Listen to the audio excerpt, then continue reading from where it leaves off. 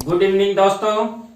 CDRK Saini B Ed classes में आप सभी का हार्दिक स्वागत है, अभिनंदन है। देखिए, हम हमारे YouTube चैनल के माध्यम से आपके बीएड पाठ्यक्रम के अंतर्गत जो शिक्षण विषय चलते हैं उन शिक्षण विषयों पर आधारित पाठ योजनाओं का निर्माण कैसे किया जाता है, कौन कौन से सोपानों का प्रयोग किया जाता है, कौन कौन से उद्देश्य बनाए जाते हैं, कक्षा शिक्षण सहायक सामग्री क्या होती है, प्रस्तावना के प्रश्न किस तरह बनाए जाते हैं, छात्रों का मूल्यांकन किस प्रकार किया जाता है और गृह कार्य किस प्रकार प्रदान किया जाता है। तो इन सब के बारे में हमारे चैनल के माध्यम से हम पाठ योजना निर्माण कार्यक्रम के अंतर्गत अध्ययन कर रहे हैं। आज की क्लास में हम जो आपका गणित शिक्षण है, गणित शिक्षण के अंतर्गत त्रिभुज प्रकरण को लेते हुए, चयन करते हुए हम त्रिभुज पर गणित शिक्षण के अंतर्गत पाठ योजना का निर्माण करना सीखेंगे। तो आप सब बने रहें हमारे साथ हमारे YouTube चैनल पर।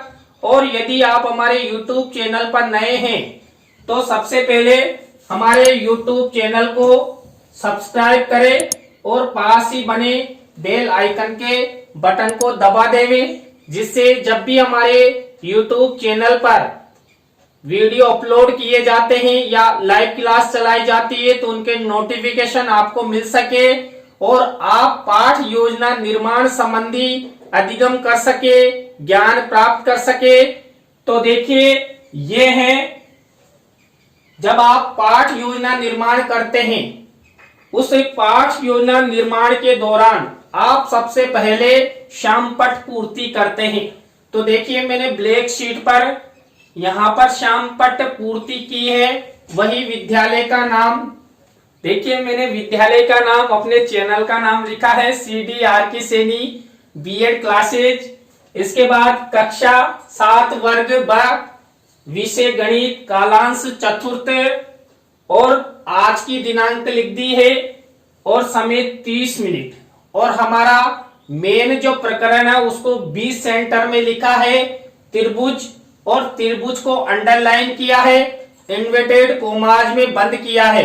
देखिए, आपको बता दें कि जहां पर भी आप टॉपिक का नाम लिखते हैं, चाहे आप पाठ योजना निर्माण के समय 20 जगह टॉपिक का नाम लिखे, उन सब जगह पर आप टॉपिक को अंडरलाइन करें, इन्वर्टेड कोमाज में बंद करने का प्रयास करें, जिससे आपका टॉपिक हाईलाइट हो और आपके पर्यवेक्षक को पता लग जाए कि छात्र अध्यापक ने कौन सा टॉपिक लिया है। देखिए, हम जब पाठ योजना का निर्माण करते हैं तो पाठ योजना के निर्माण के समय हम सबसे पहले उद्देश्यों का निर्धारण करते हैं कि जो हमने टॉपिक लिया है उस टॉपिक के माध्यम से क्या क्या उद्देश्य निर्धारित किए जाए और उन उद्देश्यों की पूर्ति हेतु क्या क्या कार्य इस पाठ योजना में किया जाएगा। तो देखिए, आप सबको पता है पाठ योजना निर्माण में हम 6 उद्देश्यों का निर्माण करते हैं। इसमें पहला उद्देश्य ज्ञान, दूसरा अवबोध, और ये इसका विशिष्टीकरण है, ये अपेक्षित व्यवहारगत परिवर्तन है। देखिए, ये फॉर्मेट बहुत अच्छा फॉर्मेट है। इस फॉर्मेट के अनुसार आप उद्देश्य निर्धारित कर सकते हैं। उद्देश्य, विशिष्टीकरण, अपेक्षित व्यवहारगत परिवर्तन। देखिए, 2 उद्देश्य हो गए। 2 उद्देश्यों के बाद हमारा थर्ड और फोर्थ उद्देश्य होता है ज्ञानोपयोगी और कौशल। इसे हम कौशलात्मक भी लिख सकते हैं। तो इन दोनों उद्देश्यों का ये विशिष्टीकरण है और ये है अपेक्षित व्यवहारगत परिवर्तन। देखिए, अपेक्षित व्यवहारगत परिवर्तन के द्वारा जो हमारा मेन टॉपिक होता है, उस टॉपिक के माध्यम से जो हमने उद्देश्य बनाए हैं, उन उद्देश्यों का सार्थकता निर्धारित की जाती है। और यह हमेशा फ्यूचर टेंस में, देखिए यहां पर कर सकेंगे इस तरह इसलिए लिखा क्योंकि हम पाठ योजना का निर्माण पहले से ही कर लेते हैं। इसके बाद देखिए पांचवा और छठा उद्देश्य। पांचवा उद्देश्य होता है अभिरुचि और अभिवृत्ति। इसका ये विशिष्टीकरण, ये पांचवे का, ये छठे का, और ये अपेक्षित व्यवहारगत परिवर्तन है। तो इस तरह आप पाठ योजना निर्माण करते समय इन 6 उद्देश्यों का निर्माण कर सकते हैं। इस यूट्यूब पर हमारे जितने भी चैनल है वो CDRK सैनी कीवर्ड द्वारा सर्च किए जा सकते हैं। चाहे आप साइकोलॉजी से संबंधित हो, कंपटीशन से संबंधित हो, संस्कृत से संबंधित हो, टेक्निकल से संबंधित हो, मोटिवेशन से संबंधित हो, तो आप सब गूगल, यूट्यूब, विडमेट, फेसबुक पर हमारे सभी यूट्यूब चैनल्स को CDRK सैनी कीवर्ड द्वारा सर्च कर सकते हैं। उन पर अपलोडेड वीडियो का अधिगम कर सकते हैं और अपनी परीक्षा की तैयारी के साथ साथ आप अच्छी पाठ योजना निर्माण करना सीख सकते हैं। इसके बाद आता है देखिए कक्षा शिक्षण सहायक सामग्री। देखिए सामान्य शिक्षण सहायक सामग्री और विशिष्ट शिक्षण सहायक सामग्री।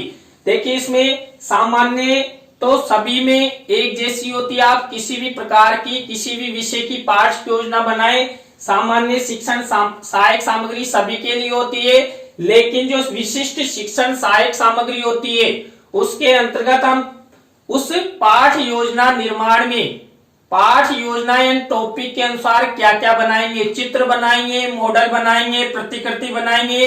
देखिए मैंने यहाँ पर केवल चार्ट बनाया है, तो इस पाठ योजना में आपको चार्ट दिखाएंगे।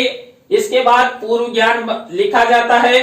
छात्र त्रिभुज प्रकरण के बारे में सामान्य जानकारी रखते हैं। इसके बाद देखिए आपकी मेन मुख्य पाठ योजना प्रारंभ होती है और ये प्रारंभ होती है जो पहला सोपान होता है, पहला शिक्षण बिंदु होता है प्रस्तावना। देखिए प्रस्तावना शिक्षण बिंदु मुख्य शिक्षण बिंदु माना जाता है और इसी के माध्यम से हमारा जो मुख्य टॉपिक होता है उस मुख्य टॉपिक की ओर ले जाया जाता है। तो प्रस्तावना में देखिए 3 से 5 प्रश्न पूछे जाते हैं। यहाँ पर देखिए मैंने त्रिभुज प्रकरण से संबंधित प्रस्तावना के प्रश्न बनाए। देखिए ये है क्या है, देखिए यहाँ पर ये बिंदु है, तो ये क्या है ये दिखाया गया है। तो छात्र उत्तर देंगे ये बिंदु है। यह कितने बिंदु है, तो यह 2 बिंदु है, 2 बिंदु हो गए। अब इसके बाद थर्ड प्रश्न, इसी देखिए उत्तर से ही प्रश्न बन रहा है, यानी प्रश्नों में तारतम्यता होनी चाहिए, जिगजैग होना चाहिए। 2 बिंदुओं को मिलाने पर क्या बनता है, 2 बिंदुओं को मिलाने पर यानी इस बिंदु को इस बिंदु से मिलाने पर क्या बनता है, ये रेखाखंड बनता है। अब रेखाखंड से आपका नेक्स्ट प्रश्न होगा 3 रेखाखंडों के आपस में मिलने पर बंद आकृति को क्या कहते हैं। देखिए 3 रेखाखंड, ये 1 2 और 3, इन 3 रेखाखंडों के आपस में मिलने पर जो बंद आकृति बनती है उसे क्या कहते हैं, उत्तर मिलेगा त्रिभुज कहते हैं।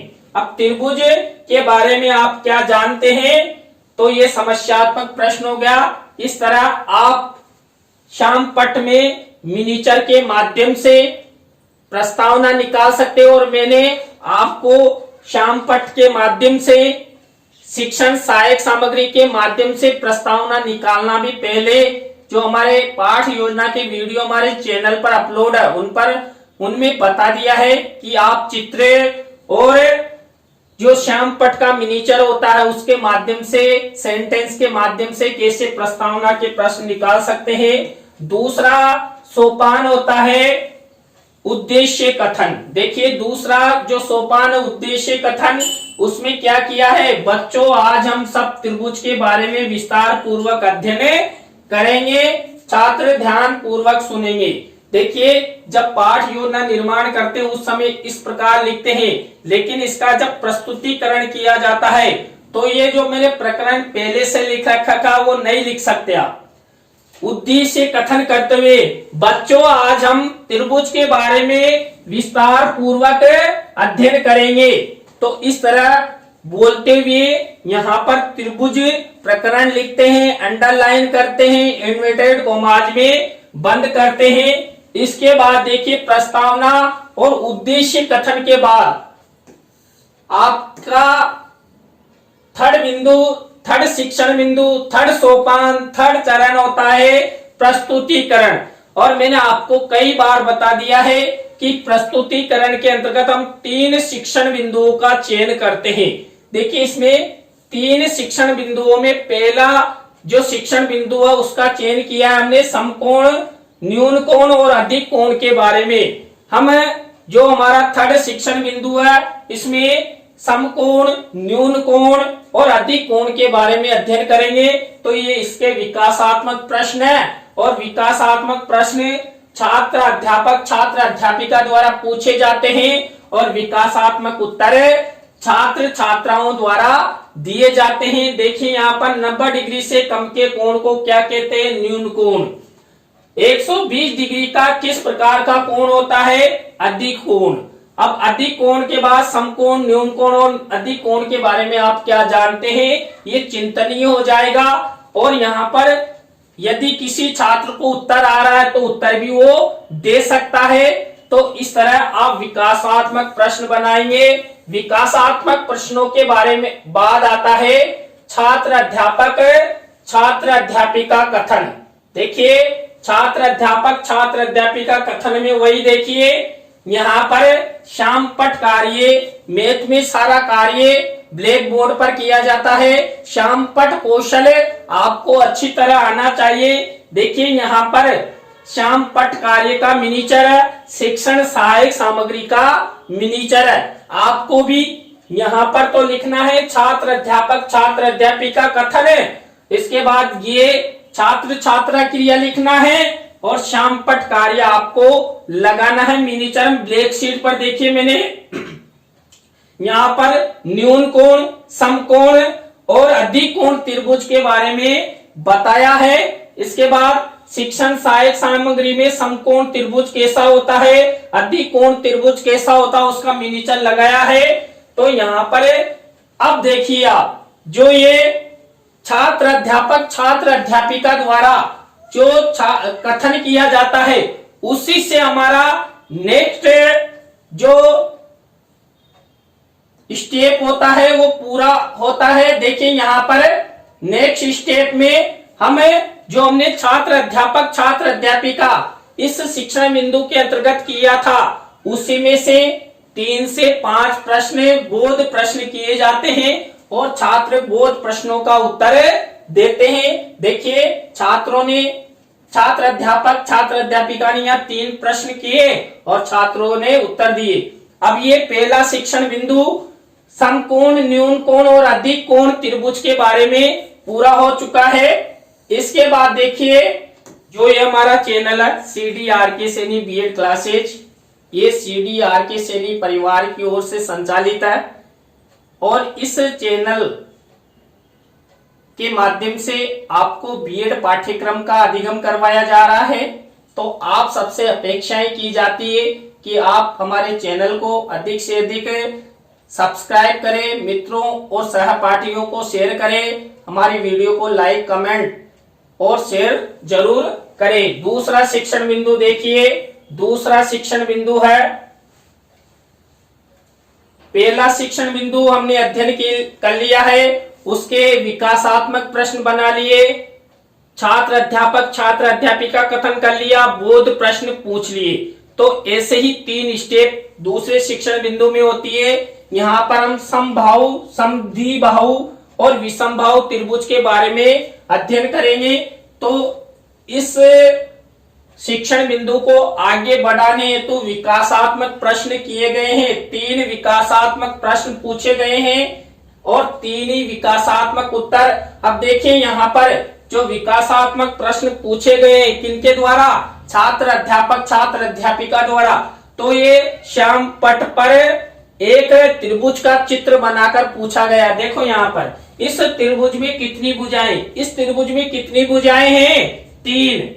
क्या इस त्रिभुज की 2 भुजाएं समान है, तो क्या इस त्रिभुज की 2 भुजाएं समान है, तो 2 भुजाएं समान है। देखिए 3 सेंटीमीटर की एक, 3 सेंटीमीटर की एक और एक 4 सेंटीमीटर की, यानी 2 भुजाएं समान है। हाँ, छात्र क्या उत्तर देंगे, हाँ।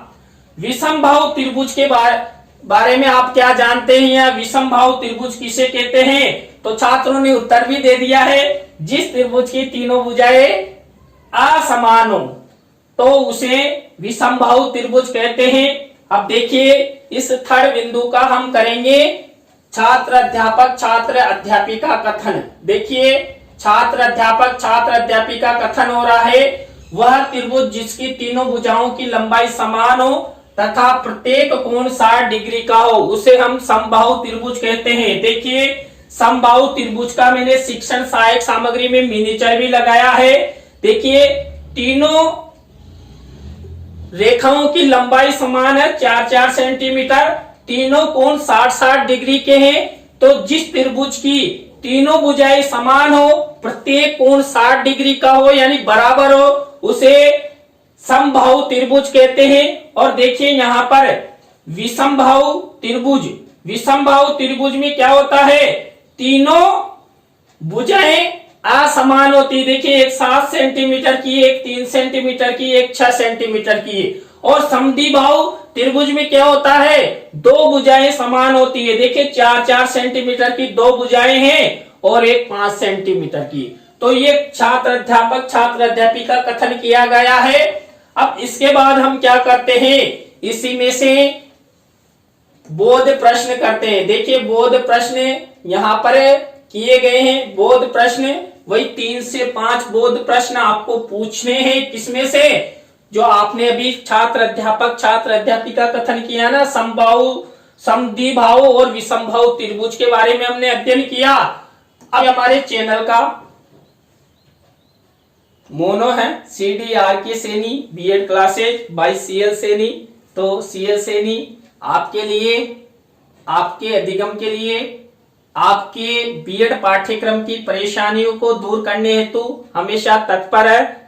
आप लोग हमारा अच्छा सहयोग करेंगे तो हम भी आपका अच्छा सहयोग करने की कोशिश करेंगे। नए नए तकनीकी संसाधनों से आपका अधिगम करवाने का प्रयास करेंगे। देखिए इसके बाद हमारा थर्ड शिक्षण बिंदु समबाहु व समकोण त्रिभुज का क्षेत्रफल। देखिए हमने 3 शिक्षण बिंदु लिए इसमें प्रस्तुतिकरण में। तो थर्ड शिक्षण बिंदु समबाहु और समकोण त्रिभुज का क्षेत्रफल। देखिए यहाँ पर वही इस शिक्षण बिंदु को आगे बढ़ाने हेतु विकासात्मक प्रश्न किए गए हैं। कपड़े को कहाँ रखकर इस्त्री की जाती है, मेज पर। मेज पर रखा हुआ बॉक्स स्थान घेरता है या नहीं घेरता, यानी किसी भी मेज पर कोई बॉक्स रख दे तो स्थान घेरेगा, यस। और स्थान घेरने को क्या कहते हैं, क्षेत्रफल कहते हैं। अब हम जो हमने शिक्षण बिंदु लिया है ये क्षेत्रफल वाला, उसी के बारे में छात्र अध्यापिका कथन करेंगे। देखिए छात्र अध्यापिका कथन में ये आपको इस तरह लिखना है, ये मिनीचर नहीं है। देखिए यहाँ पर लिखा हुआ है, मेरे क्या है इस पर ये अंडर रूट का चिन्ह नहीं है, इसलिए मैंने यहाँ पर मिनीचर लगा दिया है, जबकि मिनीचर नहीं है, ये टाइपिंग ही है पूरी। तो देखिए मिनीचर तो श्यामपट्ट का ये है। देखिए यहाँ पर समकोण त्रिभुज का क्षेत्रफल का सूत्र और समबाहु त्रिभुज का क्षेत्रफल का सूत्र, और ये इसका मिनीचर दिखाया गया है। अब इसी में से बोध प्रश्न किए जाएंगे। बोध प्रश्न देखिए किसमें से, समबाहु व समकोण त्रिभुज का जो क्षेत्रफल होता है उसी में से ये प्रश्न किए गए हैं। और देखिए चित्र के माध्यम से वही प्रश्न यहां पर किए गए हैं। इसके बाद देखिए ये नेक्स्ट फोर्थ स्टेप आती है हमारी पुनः आवृत्ति प्रश्न। अब पुनः आवृत्ति प्रश्न पूछे जाते हैं जो हमने प्रस्तुतिकरण में 3 शिक्षण बिंदु लिए थे। ये पांचों प्रश्न तीनों शिक्षण बिंदुओं में से ही लिए गए हैं। तो आप भी तीनों शिक्षण बिंदु जो प्रस्तुतिकरण के दौरान आप लेते हैं उन्हीं में से पुनः आवृत्ति प्रश्न बनाएंगे। नेक्स्ट 5वीं स्टेप होती है हमारी मूल्यांकन प्रश्न। देखिए मूल्यांकन प्रश्न में हमने 6 प्रश्न लिए हैं। तो 3 तो मुख्य प्रश्न है कि सही विकल्प का चुनाव कीजिए। सही विकल्प वाले में आभाषद वाले 2 प्रश्न, रिक्त स्थानों की पूर्ति कीजिए, इसमें हमने 2 प्रश्न, और प्रश्न नंबर जो 3 है एक पंक्ति में उत्तर दीजिए, इससे संबंधित 2 प्रश्न। इस तरह आप 6 प्रश्न मूल्यांकन के रूप में आप ब्लैक शीट का निर्माण करते हुए ब्लैक शीट पर आपके सिल्वर पेन से लिख सकते हैं। देखिए ब्लैक शीट है और इस पर सिल्वर कलर के पेन से लिखे हुए हैं। और जब आप पाठ योजना का प्रस्तुतिकरण करते हैं तो उस समय ये मूल्यांकन प्रश्न आपका जो लपेट श्याम फलक होता है उस पर बनाए जाते हैं। और नेक्स्ट स्टेप पर हमारी गृह कार्य, ये 6ठा स्टेप होता है। 6ठे स्टेप में क्या करते हैं, एक प्रश्न निबंधात्मक छात्रों को होमवर्क के लिए दिया जाता है। तो ये हमने 6ठा प्रश्न लिया है। इसके बाद देखिए, इसके बाद कुछ नहीं, इसके बाद आपकी पाठ योजना पूरी होती है। आपको आज की पाठ योजना कैसी लगी कमेंट्स में जरूर बताएं। यदि अच्छी लगी हो तो इस पाठ योजना के वीडियो को लाइक करें, कमेंट्स करें और अपने मित्रों और सहपाठियों को जरूर शेयर करें। और देखिए नई पाठ योजना के साथ CDRK Saini BEd classes YouTube channel पर आपसे फिर मिलेंगे। राम राम सा, बाय।